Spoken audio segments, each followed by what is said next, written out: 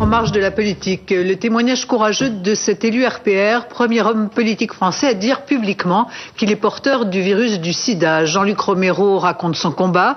Bien des portes se sont fermées depuis qu'il est séropositif. 17 ans d'un parcours où il est passé de la condamnation des médecins à l'espoir. La lutte contre le sida, c'est logiquement une compétence de l'État, mais en même temps, à partir du moment où cette maladie s'insinue à ce point-là dans la société, à ce point-là dans nos cités, dans nos villes, dans nos villages aussi, parce que ça ne s'arrête pas aux frontières des villes, il est évident que les élus locaux qui sont au plus près du terrain ont un rôle à jouer aux côtés des associations qui font contre cette maladie un travail tout à fait remarquable. Tout le monde en a parlé à retrouver Jean-Luc Romero à Paris, dans le 12e arrondissement. Dans son appartement se côtoient sculptures, peintures et photographies. Mais la pièce la plus originale, ce sont les toilettes, qui prennent des allures de véritables kiosques de presse. La première chose que fait l'homme politique le matin, c'est regarder les infos. Le matin, je ne reste jamais très très longtemps chez moi. Non, je préfère me lever à la dernière minute. Je me couche en général très très tard. Sida, euthanasie, don du sang, vu tous les combats qu'il mène, Jean-Luc Romero est un homme très demandé. Allô ? Ouais, salut, ça va ? Bon, tu me rejoins là aujourd'hui pour cette longue journée ? D'accord, tout de suite. Bon, mais il va être l'heure d'y aller. Et les journées sont chargées. Ce matin, Jean-Luc Romero rejoint son assistant, direction le Conseil régional d'Île-de-France. Mon quotidien, c'est comme tout le monde le métro. Je trouve ça plutôt bien. J'ai plus de voiture que j'ai vendue il y a 1 an parce que je ne m'en servais pas à Paris.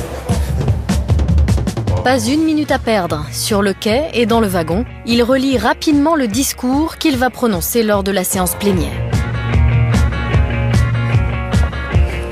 Moi, c'est différent.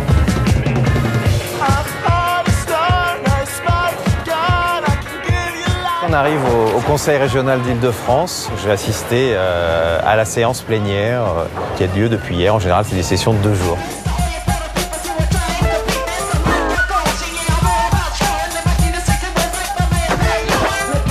Salut, tu vas bien ? Ça va, Jean-Luc ?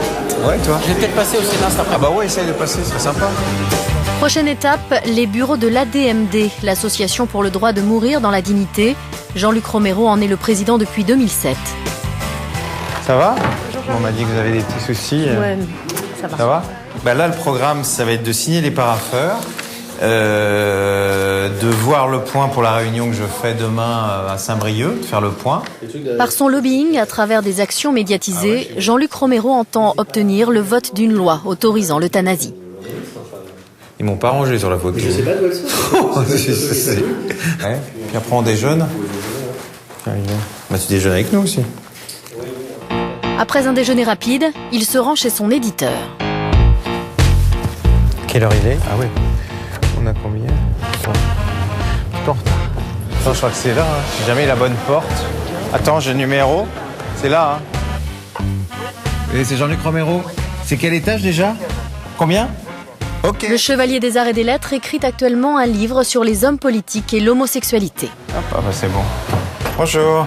Bonjour. J'ai bien travaillé là hier parce qu'à la région, il y avait tous les représentants c'est ça d'être à la région Île-de-France, c'est plutôt un intérêt, des partis qui m'ont pas encore répondu. Ah, donc j'ai pas mal relancé et non, je vais te montrer que j'avais bien avancé. Donc tu vois là, je suis au chapitre quel combat, j'ai fait il y en a un que j'ai supprimé. J'ai fait homéopolitique, ça tu l'avais vu, c'était le premier, mais bon, qui a beaucoup encore changé. Tu vois, j'ai bien bossé, je suis assez content. Dernier rendez-vous de sa journée au Sénat, dans le cadre de la lutte qu'il mène contre le sida depuis plus de 15 ans. C'est les 15e états généraux d'élus locaux contre le sida. Il n'y a jamais autant de gens qui ont vécu avec le sida, mais on n'en a jamais aussi peu parlé. Cette maladie est totalement invisible et il faut faire un bruit de fond. Un peu scandaleux. Des personnalités politiques sont présentes. Comme chacun le sait, malheureusement, aujourd'hui, il est difficile de mobiliser autour de la lutte contre le sida.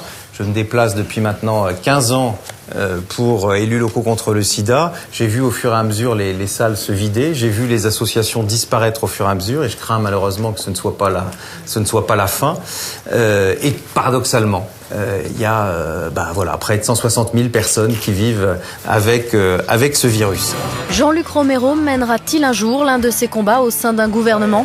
S'il pouvait nous donner un peu, l'association, elle va mourir sinon.